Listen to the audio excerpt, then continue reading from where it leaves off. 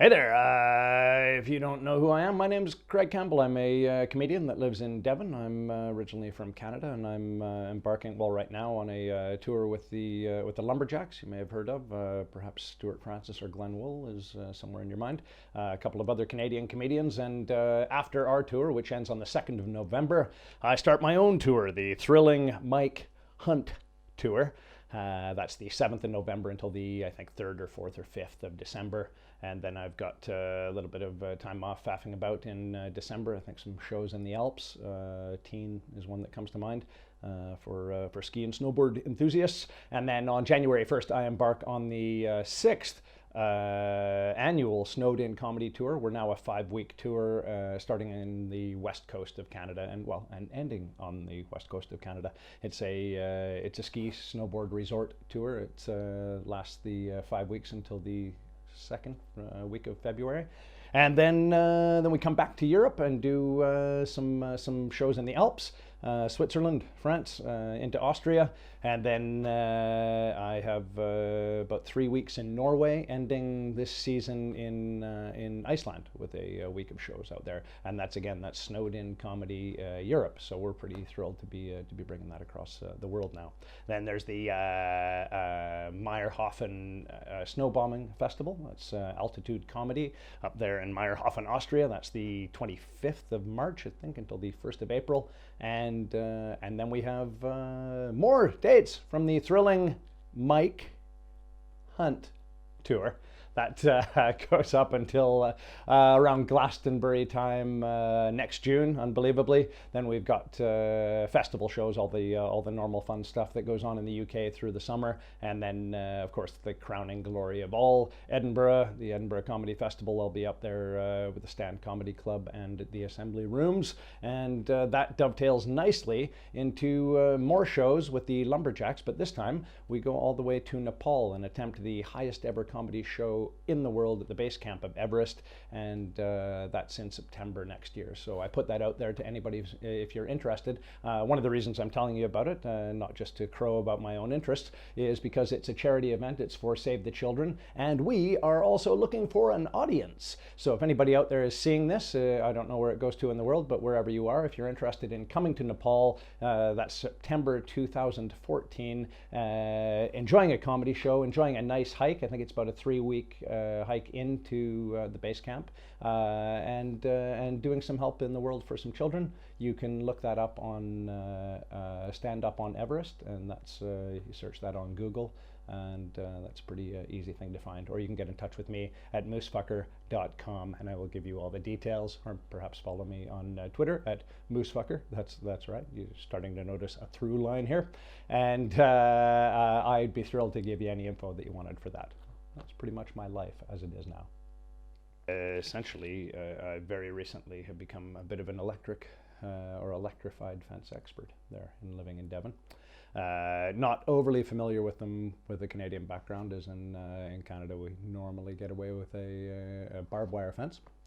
But in the UK they enjoy, I guess in their understated terms, sparking the animal. And I was on my way down for a nice little river swim. This is in late June, early July, and just fresh off the Glastonbury Festival, just fresh off of pureeing my proximal phalanx here, this bone in France. So I was a little bit injured, but I was very much looking forward to exercising my injury in a river during a heat wave. Traipsed through a wonderful wood trailed pine trees, nearly reminiscent of Canada for a guy living in Devon. Pretty lucky. Down to a nice country lane, bit of blackberry bush on each side. Pluck a couple of blackberries all the way down. Enjoying my day, essentially, in a way that you do when the sun is high in the sky in England, which it rarely is. Got down to a farmer's field, very lush field, and we were prohibited from continuing by a little fence there. Well, not even a fence, a little string. And my girlfriend's from the area, from Devon, from the area that we live in now, and she's very familiar with electric fences. I, of course, very new to them. She's also very familiar with this particular electric fence and the farmer who's responsible for it. She, in fact, informs me that he's known for his fences, for the quality of his fences. And if you don't know what the range of quality of an electric fence could be, a quick up to speed is that often a lot of farmers will just use like a beat up old car battery or something they found, in an old beast laying in the yard. Or other farmers, as in this particular farmer's case, oddly named farmer, his last name, so it's a farmer who is a farmer. He draws the power for his electric fences straight out of the mains. I don't even know if this is legal, and I don't know if this involves like climbing a pole, but regardless, that's where the power comes from. And obviously it's amplified over what you'd expect from a 12-volt beat-up car battery that's been sitting in the rain, usually for years. So my girlfriend, not loathing me from the heart, but probably enjoying seeing me in pain at various times in my life, she recommends that we crawl under it. This is her point to me. Now, bear in mind, I'm able-bodied, bar my big bandaged hand, and I'm not one to crawl in general. Not a big fan of crawling. I don't know how you feel out there, but I feel it's a tiny bit demeaning. I state that unequivocally to her. I make the point that I'm not going to be crawling around in the dirt because some guy has built his little fence there. Again, I'm not in any way knowledgeable in how powerful a jolt could come from an electric fence. So I haven't really turned the corner of being fearful of being electrocuted. So I'm still coming from that kind of guy point of view that even if I get electrocuted, I'll power through this. Not realizing really what I'm in for. And I go to direct eye contact with my girlfriend, who has warned me about the fence and told me to crawl under it. I go to straddle the fence. I go and throw one leg over the top of it, and of course the line comes straight up under my shorts against my thigh and closes the circuit with my little little dangly bits, my now ground wire. And I don't know if you've ever electrocuted your private parts. I find it sometimes hard. I think sometimes, it might not be an incapable thing for the opposite gender to take on board, but I often suggest that perhaps some of the ladies out there may have inadvertently caught their flap left or right on a curling iron, maybe at some point in your life. If you can relate to that in some way. Anyway, I went rictus. I went straight into probably in the shape of a lightning bolt. I couldn't actually see myself, but I was stopped in place, and for a good number of seconds didn't know what to do next. I didn't want to make it worse, but it was clearly the worst thing I'd ever experienced in my life till that point. And I don't know if you know what you would do in the same situation, but I thought, hey, as long as I'm here being electrocuted, I'm in utter agony through my private parts, why don't I roll around in the nettles for 20 minutes? See if that doesn't help things. So I, at the point that my nervous system was in full revolt, I was overloading it with nettle stings. At no point realizing that was going on. I was just writhing around thinking that the pain I was in was still to do with the fence, not realizing that things were just getting worse in my day. And I can only, in my own defense, say still went swimming. So a few days after the electrocuted penis incident, we decided, hey, why don't we go for another swim? Why not? We're here, the sun's out, beautiful. So we decide to head down the exact same trail. Why not take the direct route to the river, go through the same wood, get onto the same laneway, arrive at the same farmer's field. In fact, we're standing in the same footprints that we were several days previous. And my girlfriend, of course, having a sense of humor, as most do in these parts of the world, she changed her tone slightly, but once again informed me that we were looking at the electric fence that had caused me so much grief earlier. And she, once again, somewhat with a heavier inflection, recommended that we crawl under it, as I had recommended the first time, she said. She repeated herself. I, of course, taking somewhat umbrage with being treated like a child, thought, well, she may be looking at a man with an injured finger. She may be looking at a man with an electrocuted penis, with an all-body nettle rash. but she's underestimating what it takes for me to crawl under a fence. So I thought, well, I'll impress her this time rather than embarrassing myself. I'll actually prove to her how strong my legs are. I've been cycling a lot. I've been hiking a lot. Might have had an injured finger, but the rest of me felt very strong. And I went to impress her with a 2-foot, 2-leg standing jump over the electric fence. Cleared the fence, of course, but didn't check on the grass on the other side. And previous to the heat wave, we've had pretty muddy weather, and the field, of course, is filled with cows. And in the mud, the cows had left their footprints, and then, of course, the heat wave had come and petrified their prints in various uncomfortable and awkward positions, which, when I landed on the other side of the fence, forced my right ankle into such an obtuse rollover that I heard it. I think I heard the echo, actually, rather than the actual snap of the ankle, but I heard an audible snap, and I think people out there can relate to hearing the inside of your body. It's a very surreal experience to think, wow, that corresponding feeling that my nervous system just gave me is in tune with the sound that my ear just took in. I think I just heard my ankle actually snap. It was either that or somebody had run up behind me and fired off a revolver behind my ear. So I had that little moment of thinking, wow, I am actually gone from a beautiful day where I'm heading for a swim on a spectacular bit of countryside to the realization that I have really, really badly hurt myself. Look down at my leg, and of course, immediate ballooning up. The thing's half the size of my head. I even then tried to overcome it by thinking maybe it's not that bad. Maybe it'll get better really quickly. And then, of course, I puked and passed out. So there you are. You're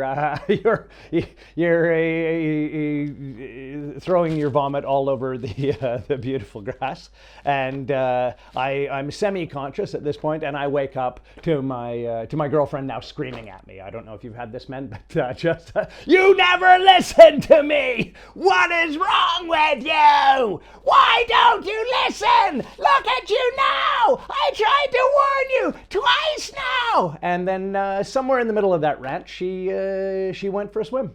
So now I'm laying there alone. She's gone for her swim. I muster up the ability to half crawl, half hobble back to the house, up quite a steep hill for probably 15-20 minutes, get myself into our car, drive myself to the hospital in Taunton. It's only 12 miles away, but probably takes about 20 minutes to get there.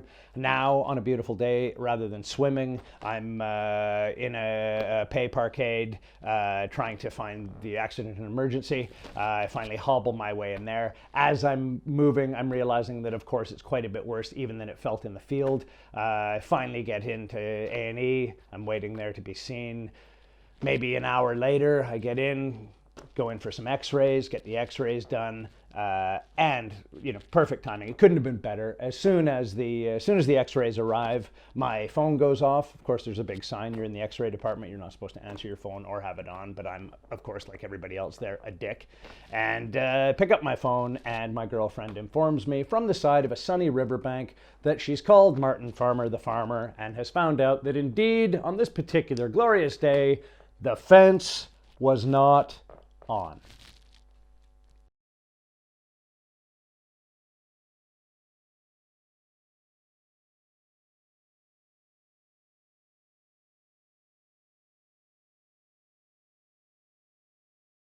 We'll talk about being a comic, which some people may not be familiar with, but I'm in a pretty, it's a pretty wild world that we're now, able to enjoy. I was sort of marveling yesterday, well, I was marveling, not sort of marveling, that I was in Kettering, which is the home of my only English grandparent. I've got, as per normal, 4 grandparents, 1 Canadian, 2 Scottish, and 1 English, and my grandmother was from Kettering, or that area. And it's pretty depressed. I had dinner in Kettering last night, and it was the audience was impressed that I mistook it for a zombie movie set because they were probably thinking, God, this is a zombie movie set. Why hasn't somebody mentioned it? And so we kind of had that bonding. But at the same time, it seems odd to me that after so many years, my grandmother probably not leaving under the best circumstances from Kettering area in like the teens of the last century, 1920s, that kind of area, to now, her grandchild is returning to Kettering as an import businessman comedian, which is, for me, the kind of, it's so bizarre that these sort of disenfranchised areas of the UK are, I'm traveling into town to receive a paycheck. It's utterly bizarre that like you're actually profiting from a place that could probably better use the money that they're spending to see your show to like, build a bus shelter or a homeless shelter or a tent for strangers just to meet and have tea in. And that's it, for me is kind of the thing that's most as you're riding back to a place like Devon on a 3-hour night ride, and what bounces around in your helmet is just how strange things are. That's the full circle of where we're at. But regardless, I'm not gonna lament that. It's just really it strikes me strange that many now comedians from the colonies, including the two guys that I'm working with on this lumberjack tour, are back in the homeland, as it were, the old country, and not just here, but here and receiving some accolade for it, and really enjoying it, and living an enviable life. And that's it's really it's kind of a mixture of emotions, because obviously that's not the case with many people in the world in general, but certainly in first world countries and places like England, Wales, Scotland, where things are probably for a lot of people pretty tough. And it just strikes me really strange that somebody from so far away from a place like Canada can be here telling jokes and be sort of invited to so many illustrious locations like Kettering to do so. I've been to all of them, Sunderland, you name it. You put it on the map. Preston, of course, I do shows in all the hot spots. But there's a need for it and a want for it here, and it's something that I don't know if it's so much missing at home, but it's certainly missing to a degree that we're here. And it's spectacular. It's like, you got a normal comedy world where the last time, for example, that I'd be playing a place like the Glee here in Cardiff would be to do an ensemble show. This is like previous to when I began touring on my own. I would still come to somewhere like the Glee just to do your own show. But prior to that, you would do a show at the Glee on the Thursday, Friday, Saturday, sometimes not the Thursday, sometimes not 2 shows on the Saturday, with 3 or 4 other comedians. And that's not something that you choose. That's, you put your name in the hat, and you're given that weekend, and then you're brought together with those other acts. And when you get to the green room, bar anybody being replaced short notice, you just meet them and hope that you get along with everybody. And now we're in this tremendous place where you've got a couple of buddies that call each other up and decide to do a tour, already get along marvelously, have a ride in each other's company. Though, like, still, in fact, strange to me that we're now into the second set of tour dates with the Lumberjacks, and like, arrived last night in Kettering and left 2 hours later laughing the entire time.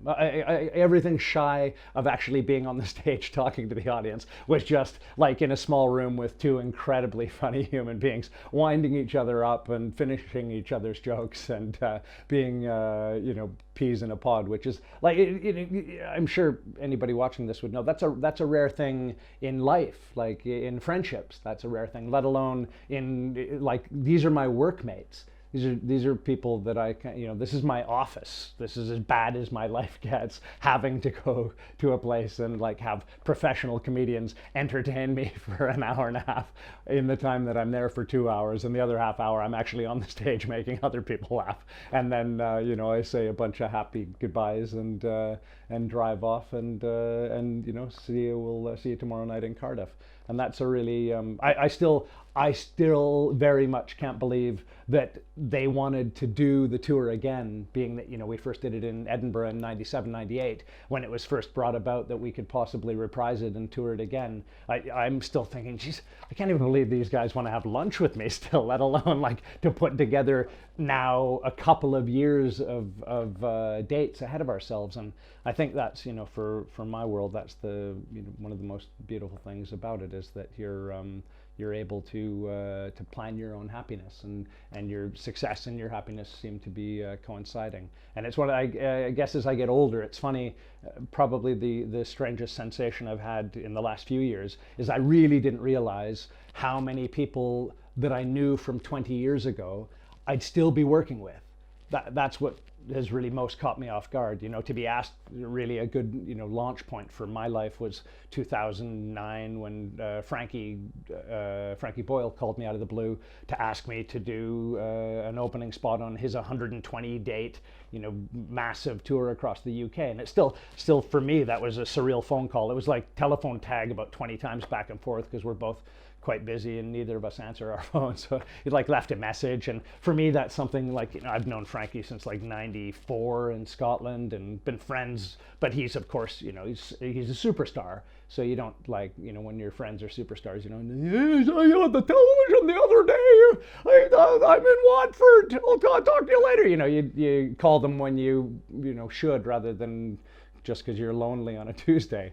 And so when Frankie calls me, it's always a bit, he's one of those guys, he doesn't spend a lot of time just kibitzing on the phone. So I thought, why does he want me to call him back? And called him back, and of course he doesn't pick up his phone. And I'm like, yeah, I'm just returning your call. And then he calls back and leaves another message. And then like fourth time of doing that, he's just like, look, this is going to take forever. Anyway, just want to know if you want to open for me on my upcoming tour, let me know. And it was just one of those, like, I didn't realize, but that changed my life. That introduced me to in a live venue setting to about 750,000 people minimum, but even more than that, 750,000 people who have the gumption and the interest and the enjoyment for comedy to want to leave their homes, not just lay on a couch at 4 a.m. and happen to catch you with one eye open full of beer watching Dave or something like that. People, not that those people don't deserve to enjoy comedy, but they're very unlikely to get online and find out where your gig is and then drive 3 counties away to go and enjoy it. But people who are already in a theater watching you are, they're people who are functional comedian fans, and they'll actually, as I had last night with my front row in Kettering, people that have seen me probably easily 5 times in many different settings around the Midlands, and will actually drive and come and see you. So all of a sudden I've got this wonderful kind of pool of people who, if I put my name out, will actually come and see me. And that was, again, that's like 2009, 2010. And since then, it's just really been working with your buddies, either in unbelievable places like ski resorts, ski hills, or festivals, or being on tour with your buddies in really, really nice venues with with really nice audiences. And I if there's anything, it's probably made me horribly soft, because you're just dealing with people who like you already. You're used to comedy used to be a 2 a.m. kind of bear pit. People that didn't know who you were, didn't really care who you are, which is fair enough. I think that's probably the healthiest position to have with fellow humans, with strange humans. Who cares? Like you have the sort of dedication of courtesy, being part of society.